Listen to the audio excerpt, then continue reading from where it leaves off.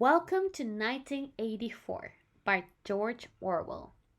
1984 follows a three-part linear narrative structure that enables the reader to experience Winston's dehumanization along with him. It creates tension and sympathy for the main characters. In 1984, generally, it proceeds in a linear fashion, except for a few flashbacks that it has when we come to an end with Winston's career at the Ministry of Truth, his disastrous marriage, and of course his early life with his mother and sister, which are memories that are sparked by events, and they take place in the present. In the novel's early exposition, we learn that we're in a world where normal rules don't apply. We learn about the existence of Big Brother, meet the protagonist, which is Winston Smith, and we see glimpses of the society he lives in. Through details such as the smell of a building and the electricity that has been rationed in preparation for Heat Week. Of course, we learn that the book takes place in a repressive society with very few comforts. The main incident that sets the whole plot it's when Winston begins to write his subversive thoughts in his diary. He begins to think of himself as already dead, and he has suggested to the reader that he has abandoned the impulse for self preservation. Of course, we denotate that he thinks that his life has little to no value to him, and he makes it clear that he wants to sacrifice himself for a cause. So, the conflict between Winston's humanity and the dehumanization policies of the party they become developed when Winston's coworker Julia gives Winston a piece of paper.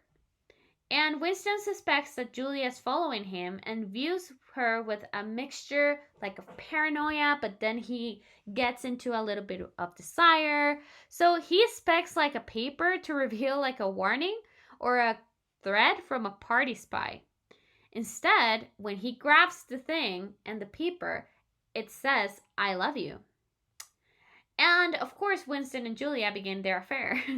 They set Winston's personal desires on a collision course with the party ideology, and they raise the stakes for Winston and how far will he go to maintain his autonomy. Of course, when we see Julia's character, we know that Julia's character is going to foil to Winston. And they compare and contrast their political philosophies. For example, Winston believes that the party must be resisted and overthrown, but Julia thinks it's better to evade the authority and just, accept it. Of course, Winston is frustrated and tells her that the only way that you can go ahead and be a rebel, or she could be a rebel, is to from the waist down. And she takes it as a compliment because she doesn't care about that. She's more of let's go with the party and just follow the party because we don't want to get in any trouble. At the end of book 2, it is important to know that this is scene when the police burst into Winston and Julia and arrest them. It reverses the reader's understanding of many characters in the book, and they turn the tone from being optimistic to dark, totally dark. It is very important that we know that the revelation that Mr.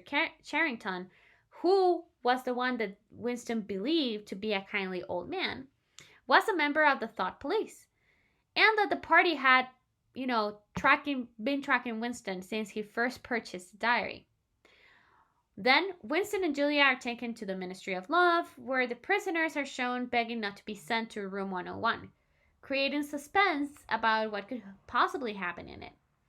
Before Winston is called again and he discovers that O'Brien was a faithful member of the party all along, he was like completely destroyed.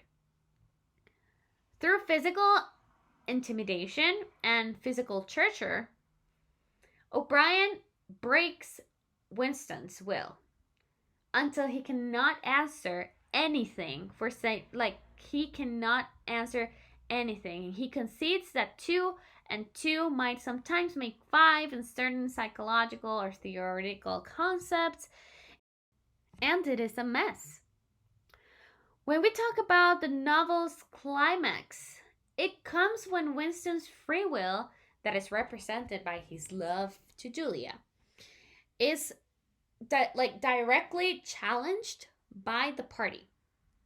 So he must make a decision between Julia and Big Brother, between the individuality and conformity. In room 101, O'Brien is demonstrating a medieval torture device, which is a cage full of rats to be strapped in the face of the prisoner. And this plays, of course, on Winston's fears of rat. Of course, in panic, Winston gives up Julia, begging O'Brien to torture her instead of him. So he breaks the promise that he swore never to break. In room 101, the party succeeds in breaking Winston, not just physically, but mentally and emotionally. He has a battle between the personal freedom and political repression, and we can see that by the end of the story, the repression had won. In the novel's falling action, Winston is reintegrated back into society, but we see a completely different Winston because he's now a loyal and faithful party member. He meets Julia again and then realizes that they both betrayed each other under torture and that he can no longer stand within meters from her. The most important part of the novel, and I think that this was one of my favorite parts and the most chilling parts of it all, it's when Winston reflects on how foolish he had been, and he says that he had won the battle over himself and he loved Big Brother. So Big Brother is watching you. Thank you so much.